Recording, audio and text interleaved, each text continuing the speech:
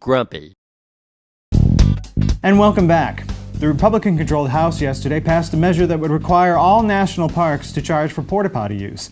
And this action is already drawing a lot of noise from their colleagues across the aisle.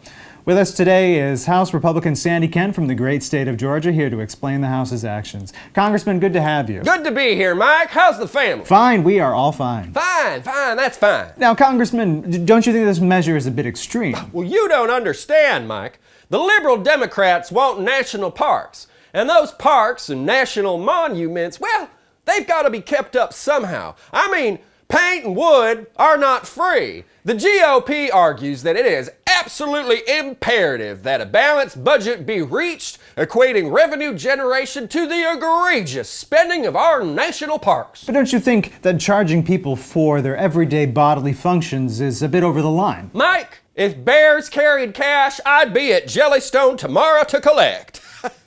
So what you're proposing is, in essence, really a tax. No, the GOP is staunchly against any new taxes. What we are proposing is a per-use service and maintenance fee. The liberal agenda of spend has got to stop, and this is one of the many ways that we are trying to fix the fleecing of America. And how else would the GOP curb spending? I am working in conjunction with the Senate's Over Expenditure Committee on an 85-point plan that will implement per-use service and maintenance fees on many goods and services across the country, bringing in real revenue that will offset the egregious entitlement expenditures that have our national deficit ballooning out of control. What goods and services? Per-use service and maintenance fees will be attached to paper cups, coffee, Windex, Molly Maids, newspaper delivery, and many other goods and services.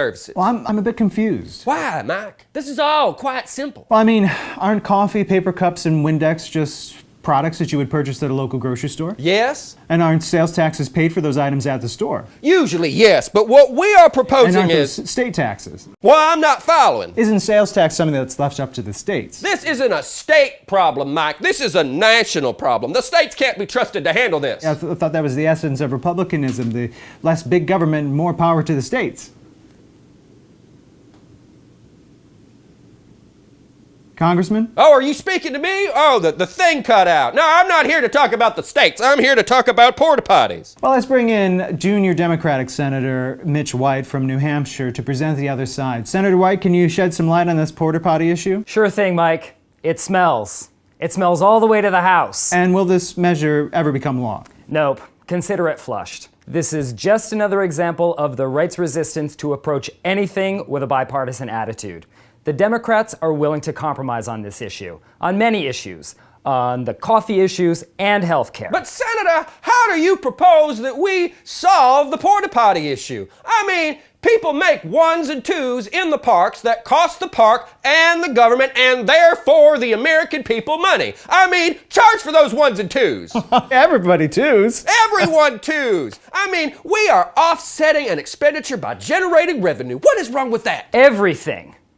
It's impossible to enforce, for one. I don't need a porta-potty to do a one. Easy, I'm in a park, I'll find a tree.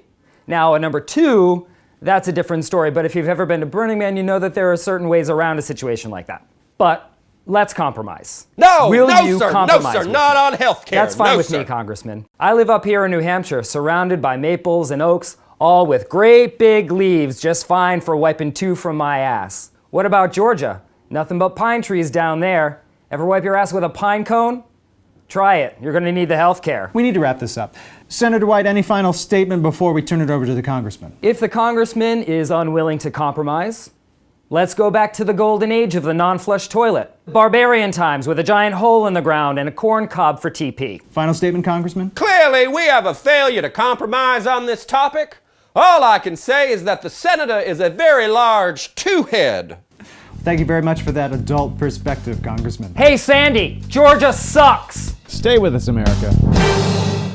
Ah, ah, ah.